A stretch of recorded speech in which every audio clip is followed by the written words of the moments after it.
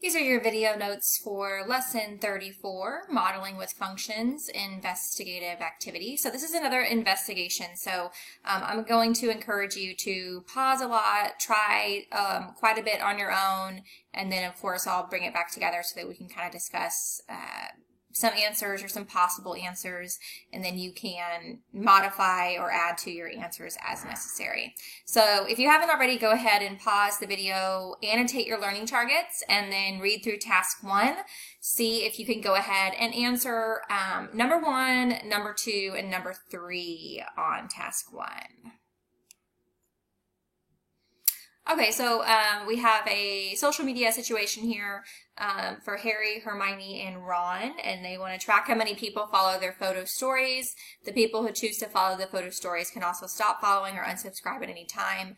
After the first 8 months, the data for each of the monthly number of followers was compiled and is shown in the table below. So the month since the account was opened, here's your time, your independent variable here, and then our number of followers for 3 different people are over here. So we have 3 different kind of situations or models here to look at. So we're going to use the word bank below to describe any patterns that you notice. So number 1 is super open-ended, guys. I hope that you put a little bit more down than what I did. My answer is more just to kind of guide your thinking if you're having trouble getting started, but there are a lot of different patterns and things to notice here, none of which are necessarily wrong as long as they're accurate according to the data. So I noticed that Harry's data appears to have constant change. Or pretty close to constant change. He seems to be increasing by the same number of followers each month to month. So Hermione, her total followers increase more quickly after month 4 for some reason. It's just something that I noticed. And then Ron, his followers seem to increase and then decrease. So maybe something happened that made, some of his followers start to unsubscribe to his stories or whatnot. But there's definitely that data showing that his followers increase and then decrease. So number 2, identify each type of function that would best model each person's total number of followers during the first 8 months. So for Harry, I said linear because I did notice that constant change or something that was extremely close to constant change in his number of followers. For Hermione, I said exponential because hers continued to increase, but at first it kind of increased a little bit and then it kind of increased much quicker after a certain point. And then Ron, I thought was quadratic because I saw kind of an upside down parabola, if you will, where the followers increased and then kind of reach that maximum point and then start decreasing. So number 3, why did you choose the model for each person? I kind of just described that to you verbally, but feel free to pause the video and read through that if you need to.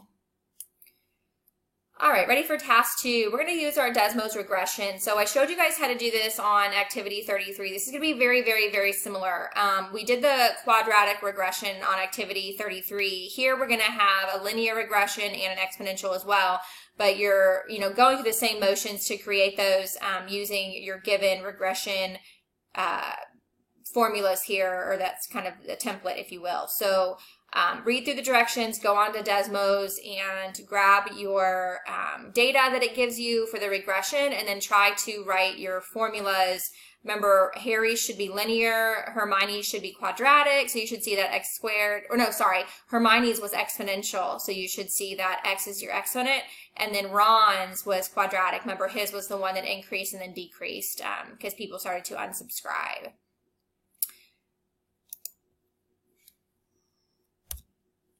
Okay, so when you do your Desmos regression, your linear regression for Harry shows that your M is 5 and your B is 31.75. So you're plugging that into your linear function, y equals mx plus b. I substituted the M here, which is 5, the B here, my y-intercept, and I created that equation.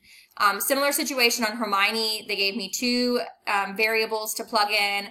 I think it had it as A and B. So A was 1.128, B was 1.966. My X is my exponent, so I have that up there. And then Ron was quadratic, so this was very similar to the quadratic regression we did in activity 33. My A value is negative 2.048, B value was 18.929, and C value is negative 0.714. So I plugged that into like the structure for a quadratic function and then got my equation here. All right, looking at number 5, or excuse me, task 3, 5 and 6. Go ahead and pause the video, try number 5 and 6, please. All right, number 5 says approximately how many followers does Harry gain each month? Justify your response. So your answer could be slightly different than mine as long as your answer is supported by the data. Please don't feel like you have to erase it or start over.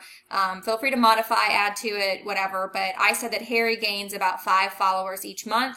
This is seen in the table and in the slope of the graph data. What about Hermione? Hermione tells the boys she thinks her followers or following is almost doubling each month. Is she correct? Justify your response using Hermione's function or data in the table. Well, I said Hermione is correct. The data in the table does support this. It looks like there's a common ratio, if you will, of about 2, meaning that her followers approximately double each month. So that was a pretty good observation by Hermione. Of course, once she has that information, she could take her regression, her exponential regression, and she could say, okay, well, if this pattern continues, how many followers will I have after a year? So she could input 12, for X, 12 months, and then she could get an output of about how many followers she should have, or what about 2 years? So she could input 24 months in for X, and then get her output of how many followers. So this could really help her use her model to make predictions. All right, looking at task 4, use the functions from task 1 to create graphs to represent each student's total number of followers over the first 8 months. So the data is given to you. You just have to put them into graphical form here on your paper. So remember, X is time in months and Y is number of followers. Go ahead and pause the video and do one graph for each person. Okay, so these are the graphs that I came up with. Keep in mind, you could have chosen to count by different intervals over here on your y-axis. It did make sense to use time or to use just count by ones here on your x-axis because we only had to go up to 8. So my time in months is down here on my x-axis. And then my number of followers is over here. So again, just kind of compare your data with mine and take a moment to see what shape each of these graphs are making. Harry, of course, it does appear to be linear. Hermione has that kind of J shape.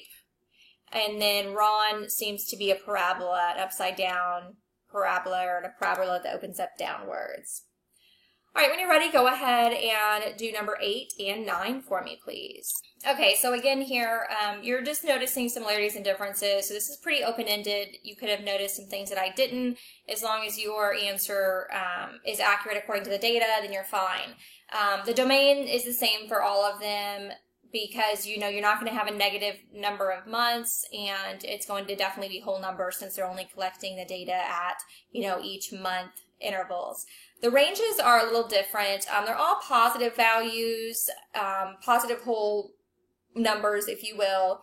And because each of them has a slightly different pattern, especially Ron's, which seems to go up and then come back down, his number of followers, that is, his is a little bit different. So I just jotted down my thoughts there. Feel free to read through that and, make adjustments as needed to your answer. Number 9, we're identifying the maximum values if they exist. Harry has no max because it seems to, according to a linear function, if it's increasing, it's going to continue to increase. Hermione, a similar idea, according to an exponential function, that J shape, it's going to continue to increase. Ron, though, his is a parabola, so it does have that maximum point of the vertex, so we can reasonably say that his has a maximum of 43 followers. Okay, so when you're ready, go ahead and move on to task 5, comparing models, and try to answer questions 10 through 14. All right, so which of the 3 students had a constant rate of change in his or her number of followers? Well, that's Harry. Harry's data is the closest because we saw that linear model, that linear pattern. So which student had the greatest number of followers initially? Well, Harry started off with the greatest number which is significant because he certainly didn't end with the greatest number of followers, because that exponential growth ends up surpassing the linear growth very quickly, as we saw in Harry and Hermione's situation. So justify your response using the graph. This can be seen on the graph visually. If you just look and see how many followers Harry had at the beginning, which would have been like at 1 month, I believe. And of course, we can see it in the function just by the y-intercept. When we look at our regressions, Harry had about 31.75 to start with, which we know is unreasonable considering it's a number of people, but that math is just a model for us to make predictions and things. So we could look at the table as well to see that for Harry. Let's see where we at. Did any of the students experience followers who unsubscribed from or stopped following their story? Well, yeah, Harry's number of followers ended up declining after 5 months, and we noticed that. And then, let's see. Oops, I think, did I say... No, it was Ron's followers, wasn't it, that decreased? Yeah, I'm sorry, I typed that wrong. Let me fix that. Did any of the followers, that would be Ron's followers. There we go. Which student's photo story gained the most followers over the 8 months? Justify your response. Well, Harry gained 35 followers, Hermione gained 249, and Ron only gained 4, so I would say Hermione definitely had the most gain. And then I included the numbers start to finish subtraction so you could see how I calculated how many followers they gained completely. Ron tells the others that even if the number of Harry's followers had grown twice as quickly as it did, Hermione's would still eventually outnumber Harry's. So if Harry's followers, instead of increasing about 5 each month, because we know the slope is 5, if we were to double that and make it 10, a slope of 10, Hermione would still have more followers. And I did that by basically setting up the slope formula with my data and saying, okay, I don't know if I don't know the ending number of followers, but I do know my slope and the other data points. I know that, let me grab this little pencil, I can kind of show you the math a little bit.